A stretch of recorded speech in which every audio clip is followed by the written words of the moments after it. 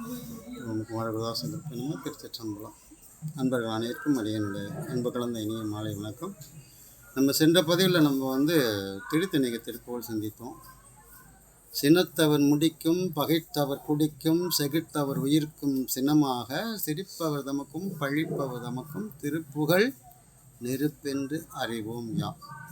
நண்பர்களே, இதுக்கு பின்னாடி ஒரு சிறிய கதை இருக்குது. எப்படின்னு கேட்டிங்கன்னா, சுவாமிகளுடைய வரலாறு 600 ஆண்டுகளுக்கு முந்தையது. அதாவது ஏறக்குறைய 15ஆம் நூற்றாண்டில் தான் சுவாமி திருவண்ணாமலையில் அருணகிரிநாத சுவாமி அவதரித்தார். அப்போ முருகப்பெருமானுடைய கருணையினால் அந்த கதையெல்லாம் ஒரு சிலருக்கு உங்களுக்கு தெரியும். இல்லைன்னா அதை பின்னால் நாங்கள் அதை விரிவாக சொல்கிறதுக்கு முயற்சிப்போம். உங்களுக்கு அது கிடைக்கும். இப்படி இருக்கிற பட்சத்தில் நம்மளுடைய நாடு இப்போ தான் 38 மாநிலமாக இருக்குது. அப்போ பார்த்திங்கன்னா 56 தேசங்களாக இருக்கும். 56 தேசம்னு கேட்டிங்கன்னா சிற்றரசு, பேரரசு இதெல்லாம் சேர்ந்து 56 தேசங்கள் அப்படிங்கிற மாதிரி இருக்கும். அப்போ இந்த அரசர்களுக்கு பார்த்திங்கன்னா ஒவ்வொருத்தருக்கும் அவையில் அரசவை புலவர்கள் இருப்பாங்க.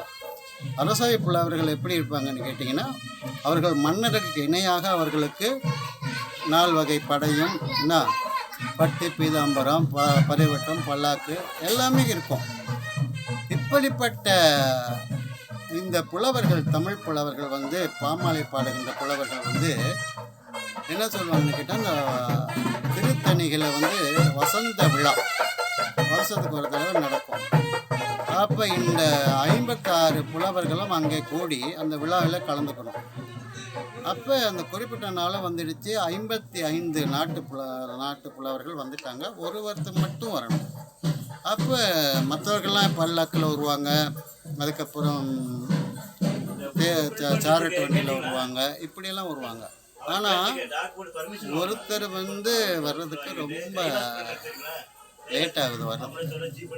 அப்போ குறிப்பிட்ட நாள் கடந்து அவர் வராரு. அதுக்கப்புறம் தான் இவருங்க கேட்குறாங்க, யாருப்பா இங்கே அப்படியாப்பட்ட ஆள் யாருன்னு பார்த்தா, ஒருத்தர் ஒல்லியான தேகத்தோட கோபனம் கவ்வினம் காட்டிக்கிட்டு மேலே ஒரு துண்டு போட்டுட்டு வர்றார்.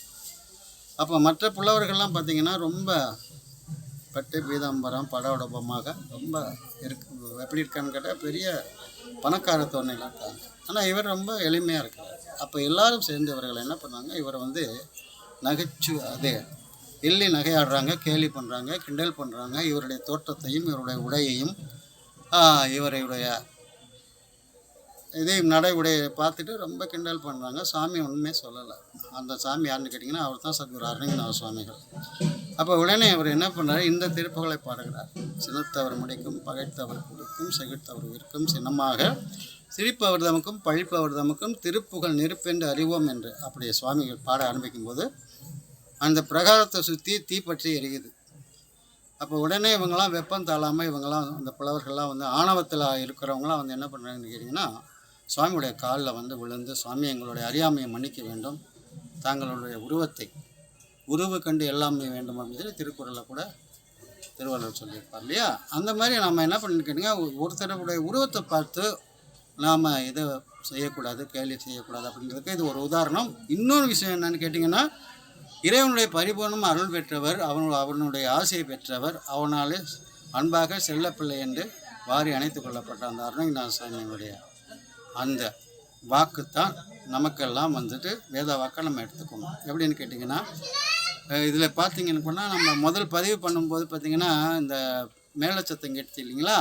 அப்போ சாமி சொல்ல தன் திமி திமி திமி திம் தகு தகு தகு தன வேரி அப்படின்னு சொல்கிறார் இல்லையா. இதெல்லாம் நீங்கள் சாயரட்சி பூஜையில் போய் பார்த்தீங்கன்னா திருத்தணியில் இதெல்லாம் நடக்கும். இயற்கையாகவே இதெல்லாம் அமைந்தது. அதனால் இந்த திருப்புகளை பாடுகின்ற போது உங்களுக்கு பகை ஒழியும், பாவம் விலகும். அதாவது வீண் பழிச்சொல்கள் இது உங்களை விட்டு அகலும். அப்படியே ஒரு சிலர் உங்களை பழி போடுறாங்க, உங்கள் மேலே ரொம்ப கடுமையான சொற்களை கொண்டு இது பண்ணுறாங்க, உங்களுடைய வாழ்க்கைக்கு அவர்கள் அச்சுறுத்தலாக இருக்கிறாங்கன்னு சொன்னால் இந்த திருப்புகள் அத்தனையும் சரி செய்யும். நாம் தடி எடுத்தவங்களாம் தண்டல் காலன்னு சொல்லி நாம் யாருடையும் எந்த விஷயத்துக்கும் போக வேண்டியதில்லை. திருப்புகளை பாராயணம் செய்தால் திருப்புகள் திருப்பம் மட்டுமல்ல, உங்களுக்கு இகபர செல்வாக்கிய வாழ்வும் கிடைக்கும் என்று சொல்லி மீண்டும் மற்றொரு பதிவிலே தொடர்ந்து சந்திப்போம். அதுவரை நன்றியும் வணக்கமும். குமாரகுருதாச நண்பர்கள், இதை நீங்கள் என்ன பண்ணணும்னு கேட்டிங்கன்னா பகிரணும். நீங்கள் சப்ஸ்கிரைப் செய்யணும், உங்களுக்கு தெரிஞ்சவங்கள்ட்ட சொல்லணும். திருப்புகளை எல்லாரும் யாம் பெற்ற இன்பம் பெருகை வையம் என்று சொல்லி அனைவரும் இதை ஓதி உணர்வோம். நன்றி, வணக்கம்.